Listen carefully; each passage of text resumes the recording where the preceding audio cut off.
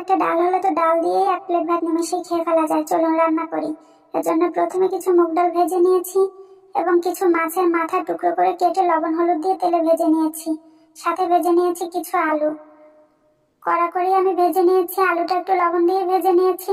এবার তেল গরম করে তাতে আস্ত গরম মশলা ফোড়ন দিয়ে দেবো পেঁয়াজ বাটা, রসুন বাটা, কাঁচামরিচ, ধনিয়া, জিরা বাটা দিয়ে মশলাটা একটু ভেজে নেব।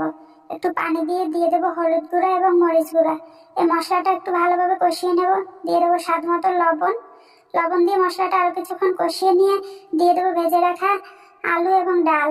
এবার এই ডাল এবং আলু মশলার সাথে ভালোভাবে কষিয়ে নিয়ে ঝোলের পানি দিয়ে দেবো। ঝোলের পানি দিয়ে একটা ঢাকনা দিয়ে সবকিছু রান্না করবো সেদ্ধ হওয়া পর্যন্ত। যখন সবকিছু সেদ্ধ হয়ে যাবে এরকম একটা ঘুটনি দিয়ে ভালোভাবে ভেঙে দেবো সবকিছু এবং আরো 2-3 মিনিট ফুটিয়ে নিয়ে দিয়ে দেবো মাছের মাথাগুলো এবং 3-4টা কাঁচামরিচ, একটু পেঁয়াজ বেরেস্তা দিয়ে ভালো করে আরো 4-5 মিনিট ফুটিয়ে নামিয়ে নিলেই হয়ে গেল।